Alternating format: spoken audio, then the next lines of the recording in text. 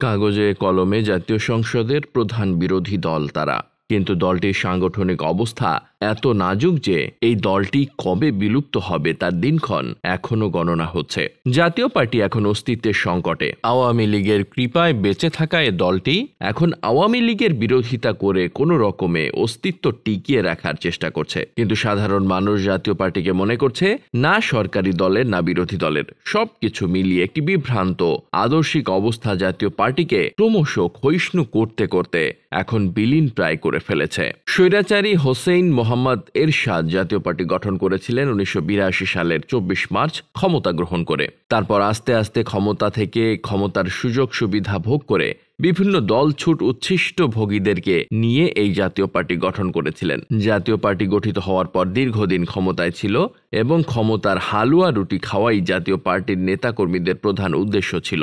90-এর দশকে স্বৈরাচারী পতনের পর অনেকে ধারণা করেছিলেন যে জাতীয় পার্টি কালের গর্ভে বিলীন হয়ে যাবে, কিন্তু সেই সময় অস্তিত্বের পরীক্ষায় নাটকীয়ভাবে জয়ী হয় জাতীয় পার্টি। বিশেষ করে জাতীয় পার্টি সেই সময় বর্ষিয়ান রাজনীতিবিদ মিজানুর রহমান চৌধুরী অসাধারণ ভূমিকা রাখেন। তার কারণেই স্বৈরাচারের পতনের পর 1991-এর নির্বাচনে জাতীয় পার্টি তৃতীয় স্থান লাভ করে এবং সকলকে চমকে দেয়। এরপর জাতীয় পার্টি আওয়ামী লীগ বিএনপি যখন যায় তখন তারা এ নীতি অনুসরণ করে অস্তিত্ব টিকিয়ে রাখে। বাংলাদেশের রাজনীতিতে জাতীয় পার্টি একটি ফ্যাক্টর হয়ে ওঠে।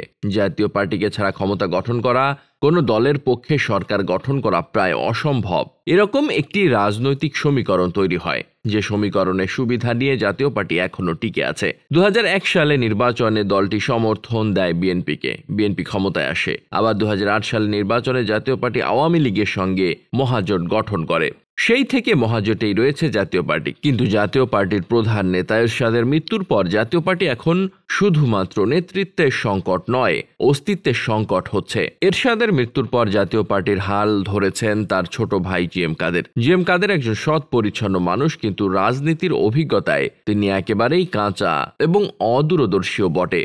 রাজনীতিতে তার অবস্থান কি সেটি সুস্পষ্ট নয়। আওয়ামী লীগের সঙ্গে থেকেই জাতীয় পার্টি ক্ষমতার ভাগ বাটোয়ারা করেছে, কিন্তু 2018 সালে এসে জাতীয় পার্টি সম্পূর্ণ উল্টো অবস্থান নেয় এবং সরকারের বিরোধিতার একটি আবরণ পড়ে। কিন্তু সাধারণ মানুষের কাছে এই আবরণ গ্রহণযোগ্যতা হয়নি।